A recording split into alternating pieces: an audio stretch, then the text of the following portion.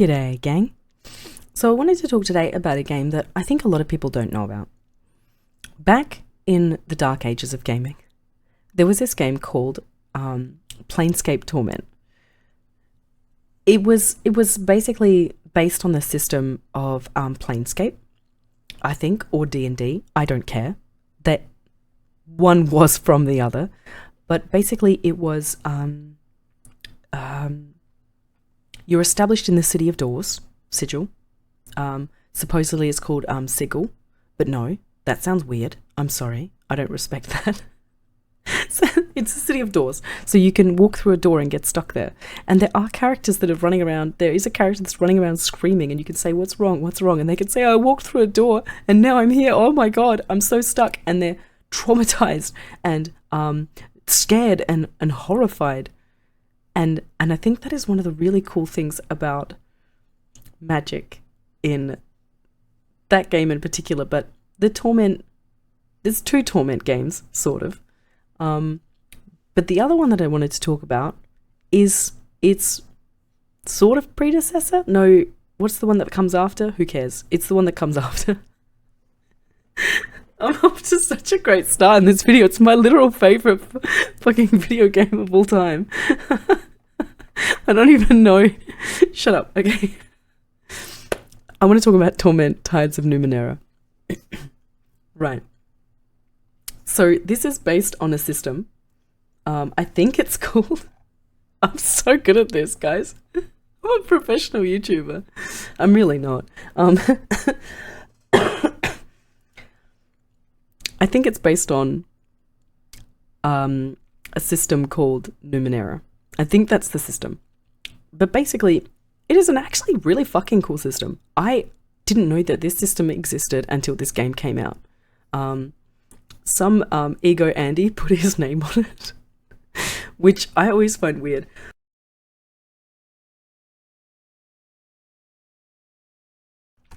Oh my goodness, do not recommend being sick. Sorry about that. Yeah, someone put their name on it. Like, instead of just calling it Numenera, it's like the person's name and then Numenera, which I refuse to say even though I know the name, because I think that's really weird. I don't know. Like, if you have to do that, I think you're a professional opinion. It's weird.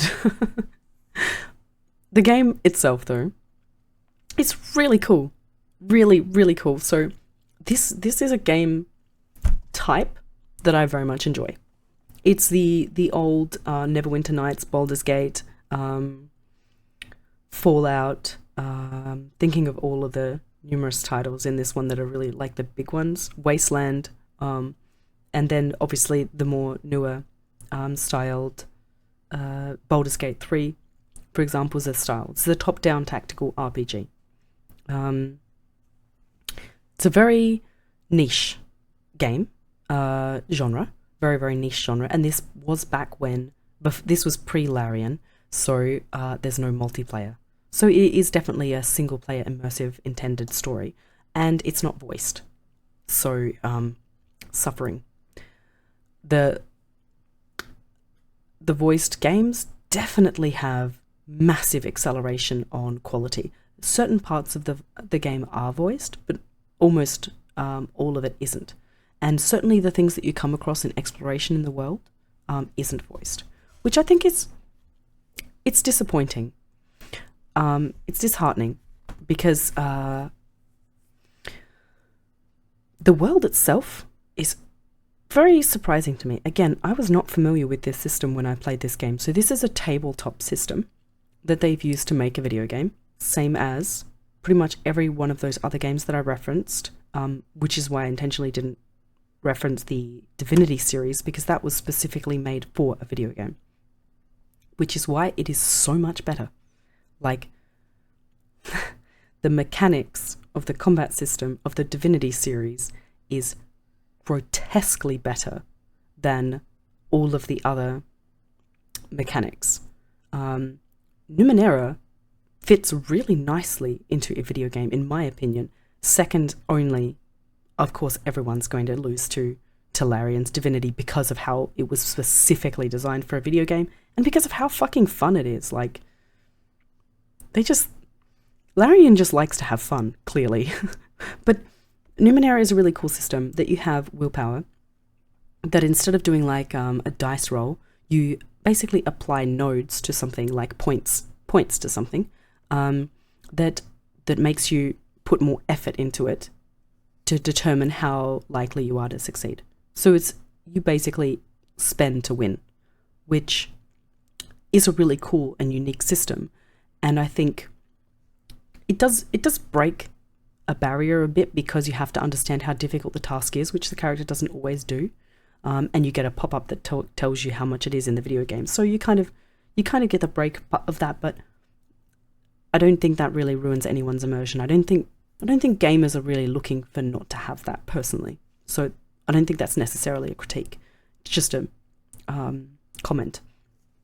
But I think that the setting specifically of Numenera is so awesome, because when I first started playing it, I wasn't aware of it. I came across something and it said, it was like some magical residue or something weird looking that I didn't understand what I was exactly looking at. So I'm already, don't know the setting, don't know what I'm looking at. And it said mechanical skill. And I was really confused. I was like, but this is a magical thing. And then suddenly I started to understand that this is a post-apocalypse world. And these old machines that are just as much magic as machine. And suddenly I was invested. It took me about half an hour, maybe an hour, to get to the point where I went, I'm in. But knowing that these things in this world it's fantasy, but it's pretending to be sci-fi. And I think that is one of the coolest genres to me, because I think it's Arthur C. Clarke, I think it is. I always get this one wrong. Any sufficiently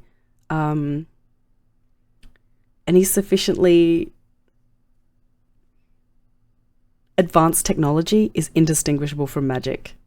I think that's one of his rules.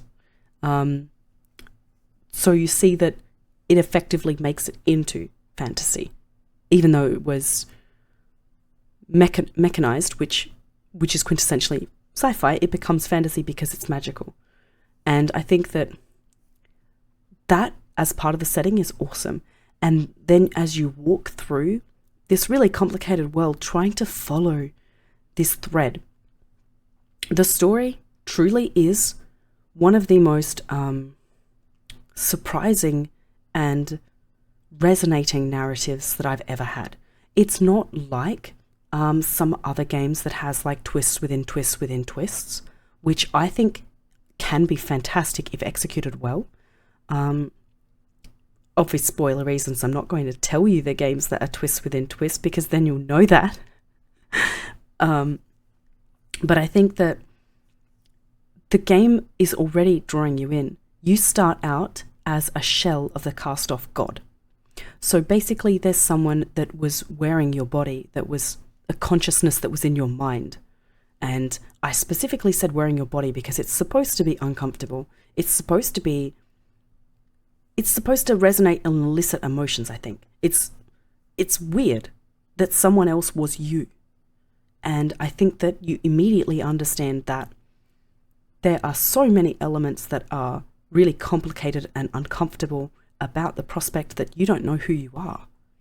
And you are just somebody else. And then you walk through this world, and some people do recognize you, and it is really uncomfortable because that's not me, bro. I'm a different person. And then the whole game is talking about you and the identity of you. And I think that in itself has so many different connotations, and especially, I think it's a game from 2016, but it hits really hard, especially now, talking about identity as a concept. I think that talking specifically about how we identify and who we are is just, that's never going to be a conversation that's easy. That's never not going to be complicated and nuanced and complicated just inherently.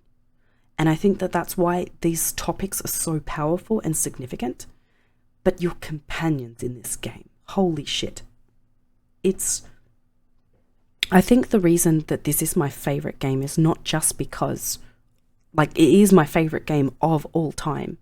Not just because of who you are and the crisis that you're enduring and the conversations that you're forced to have that are really uncomfortable and the things that you have to face, but also that your companions are just exceptional. I think this is one of the games in which that has the most unique flavored and interesting companions I've ever played. I was really struggling with this one because I kept saying, wait, no, I want that one in my party. No, wait, no, I want that one in my party. Wait, hang on.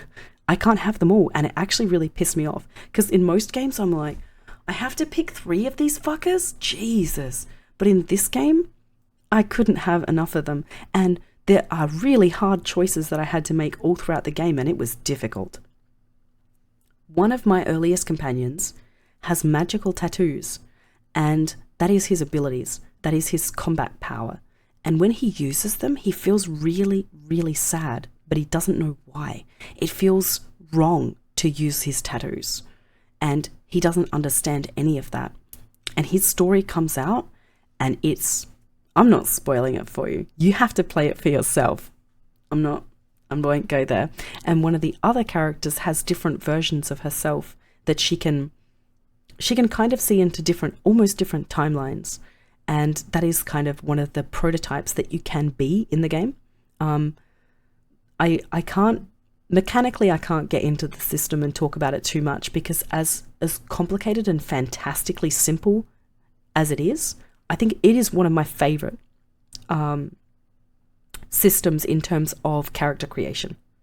But I can't do it justice. One,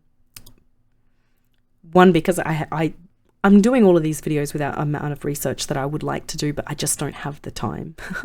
My little baby gets the most time.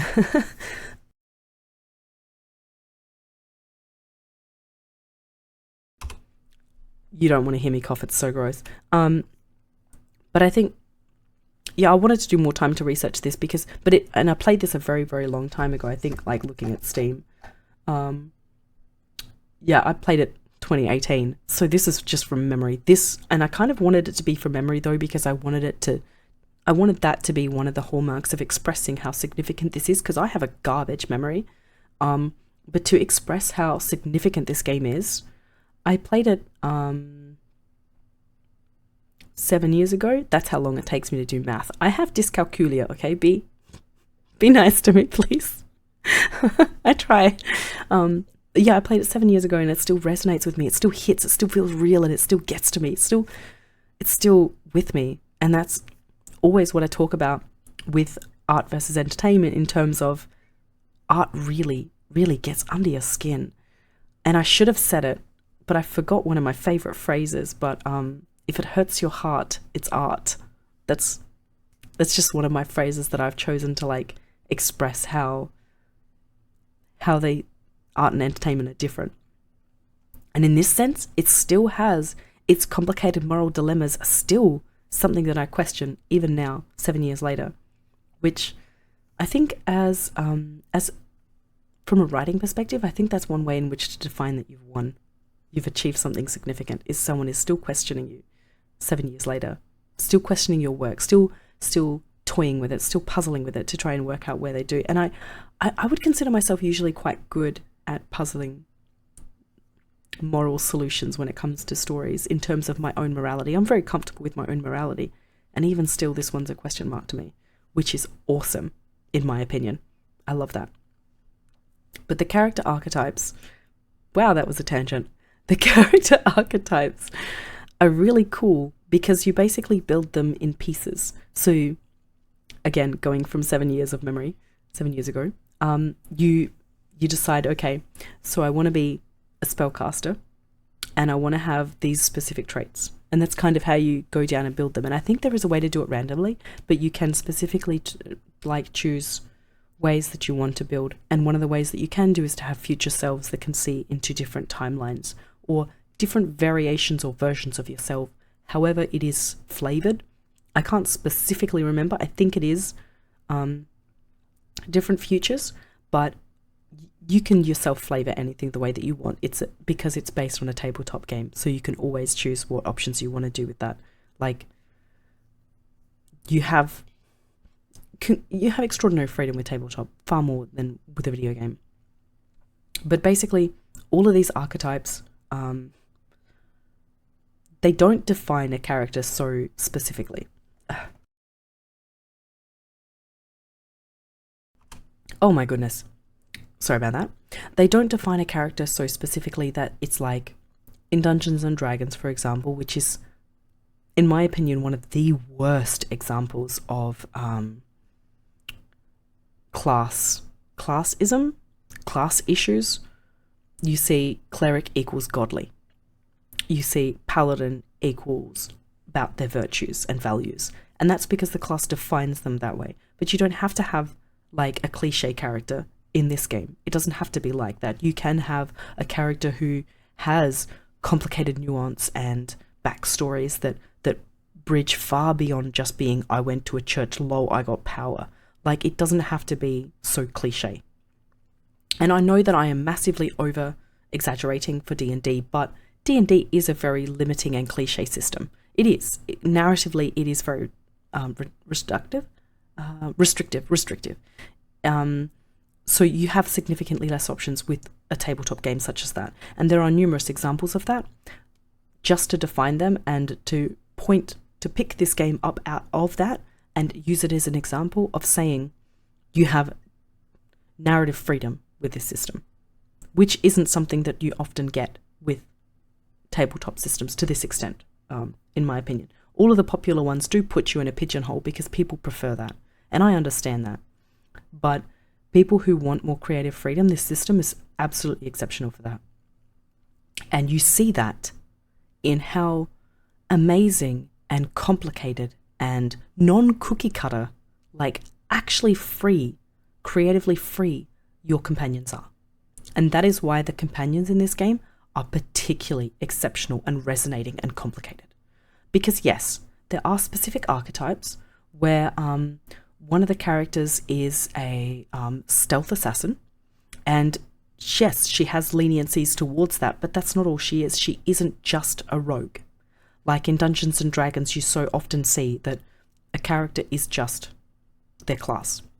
And they don't go far beyond that because of how encompassing the class is, and because class can often be the background, even though you pick a background, as well as your lifestyle, as well as your hobbies, as well as you. So you can just make your class be you in Dungeons and Dragons, but this game you really can't do that.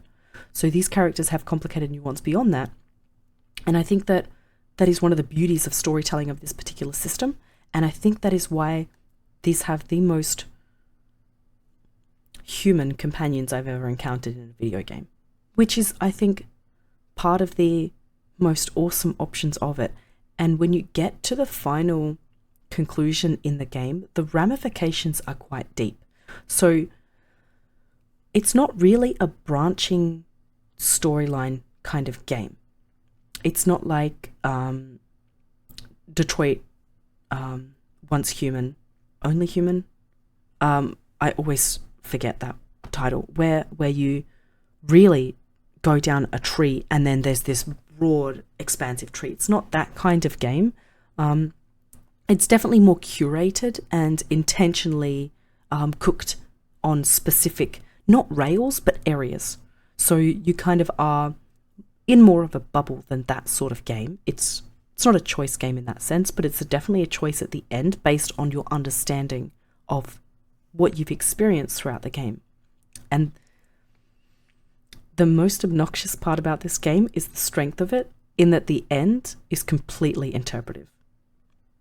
What do you think the answer is very much the core of this game, which I think is why it's one of my favorites.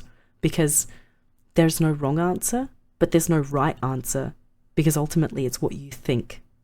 And that is, I know, a massive spoiler, but it's the only, like, I kind of have to express that to explain why this game is so particularly good in terms of narrative. There are so many other things I want to talk about this game. I could literally talk about this game for hours. But I think one of the things that I really enjoyed about the game is not just about the companions, not just about the character, not just about the setting, not just about that little spark at the start where I was like, this is a machine? The fuck? It was really cool to experience those kinds of moments and have those kind of shocks and stunts and just kind of be overwhelmed with how difficult and complicated this world is, but too, the environments in this game. One of the moments, one of the areas in this game is called the Bloom because it's in constant shift and flux and change, and that's kind of like about the tides, which I haven't even fucking talked about. It's just, your choices change and shape your character, which I think is particularly awesome, given that you are a character without an identity. You are a character in a crisis of identity, of trying to work out who you are underneath the person that was portraying you originally, the person who was once you, who is now gone. And it's that the changing God had your body, and you are just one of their cast off, perfectly made bodies. It is very, very complicated in that sense. So, you know, you can choose towards certain, as they call them, tides, but it's just like leniences of which way you want to go. And there are so many examples of that, but I don't think there's any better example of that than the Bloom. It is a fleshy, living, organic environment. And as your character walks, as I remember it, again, it's been 7 years, but I remember walking and it's squishy as you're walking on certain areas in it, because it's a living organic tissue and it's discomforting and weird. Sorry, it's discomforting and weird, but it's also awesome and interesting and fascinating. And I think that it can make something that could be horror into something so weird and philosophical. And that is the essence of this game. They do that at every point, that something could be weird and discomforting and alienating. It's fascinating. And I think that that is the quintessential crux for me in good writing, is the moment you give me a mystery, I am hooked, especially if you don't give me an ending. So for me, this game particularly writes to me. But even before the ending, I was hooked on this game because of the way that the setting reeled you in, the way that the game intentionally put story beats, the way that the characters, the companions were so complicated and interesting, and that their own stories echoed and resonated with you and could also change you, which is so particularly fitting for a cast-off of the changing God, for a former body of his to suddenly say, you know, you are a part of my life and I'm a part of yours, and have that resonance go both ways. It's really, really cool in a game about an identity issue, fundamentally. If you haven't played this game, it is not for everyone. It isn't. It really isn't. Top-down tactical RPGs are a very specific niche, but there are plenty of people who have playthroughs. And there are a lot of games that I have watched because there's no way in fucking hell I would have played them. I don't do consoles. So there are a lot of games that I sat down and watched, including, for example, The Last of Us. I was never going to play that. Absolutely fucking never. I don't use controllers. I'm sorry. I don't know how to do this. I don't know how to use these bad boys to movement. I can't do that. I'm sorry. I don't have a console. But watching it, and really watching it, I put it on my main screen and I sat down. I had my cat on my lap, had some popcorn next to me. I really enjoyed it. And I think this is one of those games that is actually worth watching like a movie. It's fucking complicated, and it's beautiful, and it's amazing. And I wish more people would get into it and play it and enjoy it, because it hasn't had enough, in my opinion. It doesn't get talked about enough. And I think that too, for, again, I don't fucking remember the sequel and prequel terms of them, but the game before that, Planescape Torment, was the king of its niche until Divinity. until Larian came along. It really was kind of one of the games that was talked about as the best way to do it, and I could make an entire video on Planescape Torment as well. That was an exceptional game. But have you guys played this game? Do you like it? Nerd out with me in the comments, please. I really want to talk to you about this game. I want to talk more because it is my favorite game of all time. Genuinely, truly, and wholeheartedly. I fucking love this game.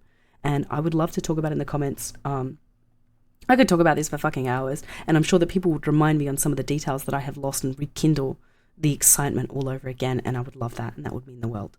If you like this video, thumbs up means so much. If you want me on the platform, a sub means even more. And I'll see you guys in the next one, because if I don't cut off now, I'm going to be here for hours. Thanks for watching. Bye.